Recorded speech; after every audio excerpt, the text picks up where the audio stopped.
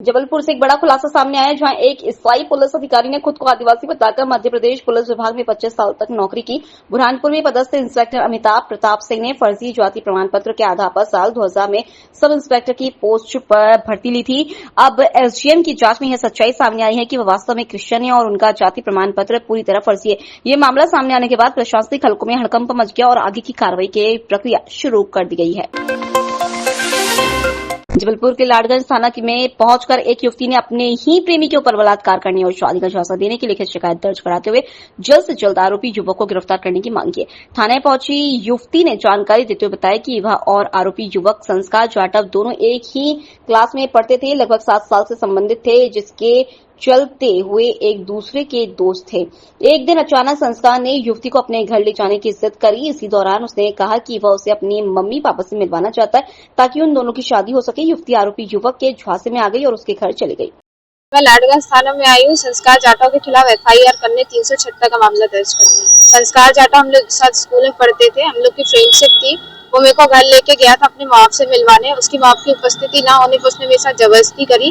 जबरदस्ती होने पर मैंने उसको बोला, मैं रोने लगी तो उसने बोला मैं शादी की बात करता हूँ। घर पे बातचीत की जैसे तैसे। तो उसके बाद वो मेरे को टहलाता रहा, यहाँ वहाँ घुमाता रहा। इस बीच वो होटल भी मेरे को लेके जाता रहा, शारीरिक संबंध बनाता रहा। अपने बाप की उपस्थिति में भी उसने शारीरिक संबंध बनाया। अभी मैं लाडगंज थाना में आई हूँ उसके खिलाफ 376 की धारा करने, और उसके परिवार वालों को बुला लिया गया है कि मैंने उनके घर पे गई हूँ, उनके कास्ट को लेके मैंने कुछ बोला। मैं तो उनके घर एक हफ्ते से कभी गई भी नहीं हूँ। इससे पहले भी मैं थाने में आई थी 376 का मामला दर्ज करवाने, तो लड़के ने आके बोला कि मैं 6 महीने बाद शादी कर लूंगा। 6 महीने बाद होने पर मुकर रहा है, तो मैं दोबारा थाने पे आई हूँ 376 का मामला दर्ज कराने। आपकी एफआईआर हो गई है? हाँ, अभी एफआईआर हो गई है, पर उनका घर वालों को बुलवाया गया, उनके घर वालों को सूचित किया गया। पता नहीं किसने सूचित किया, और वो अपना एक्ट लगाने, हरिजन एक्ट जो भी है, मैंने तो उनके कास्ट को लेकर कुछ बोला भी नहीं। मैं तो उनके घर वालों को गई भी नहीं, उनकी माँ को मैंने कुछ बोला भी नहीं।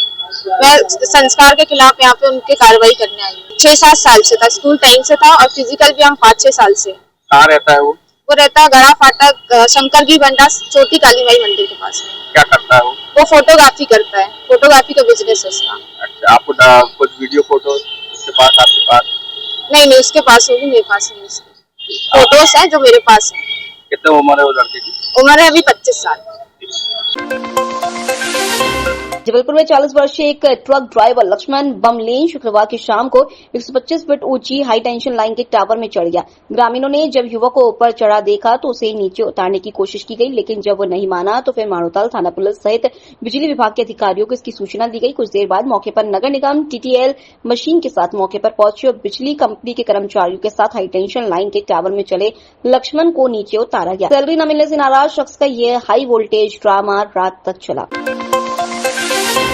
जबलपुर विकास प्राधिकरण के सीईओ ने एक ऐसे गिरोह का पर्दाफाश किया है जो कि शहर में पड़े खाली भूखंडों पर नजर रखते हुए उसकी जानकारी लेते और फिर फर्जी दस्तावेज तैयार करके उसका नामांतरण करवा लेते। जबलपुर विकास प्राधिकरण के सीईओ की शिकायत पर ओमती थाना पुलिस ने एक युवक को गिरफ्तार किया है, जबकि 3 अन्य के खिलाफ एफआईआर दर्ज की है। थाना ओमती में एक ऐसा प्रकरण आया कि कुछ ऐसा गिरोह है जो जबलपुर विकास प्राधिकरण में जो जमीन मालिक मृत हो जाते हैं उसका फर्जी नाम, उसके नाम से उसका वारिसान बनकर उसका नामांतरण कराकर उसके जमीन को बेचने का एक घोरक धंधे का एक खुलासा हुआ है, जिसमें थाना ओमती में शुभम उर्फ गोलू ठाकुर और उसके एक साथी जतिन राज छोटू ठाकुर और मनोज नामदेव, इन चारों के ऊपर यह अपराध पाया गया कि इनने स्वर्गीय केपी लटोरिया के बेटे रोहित लटोरिया का फर्जी प्रतिरूपण तैयार कर उसकी जमीन को नामांतरण करने का प्रयास किया गया, और इस प्रयास में वो पकड़े गए।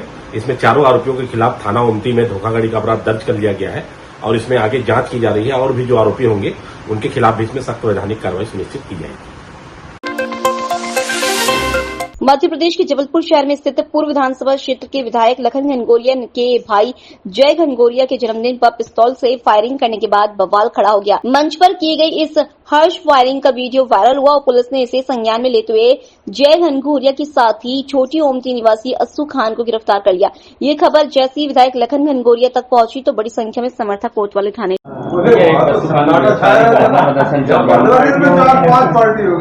अस्सू खान आदमी के द्वारा कल रात को एक बर्थडे सेलिब्रेशन हो रहा था। उस बर्थडे सेलिब्रेशन में उन्होंने उनकी खुद की लाइसेंसी पिस्टल से उन्होंने हवाई फायर किया था। लगभग 5 से 6 बार उन्होंने हवाई फायर किया था।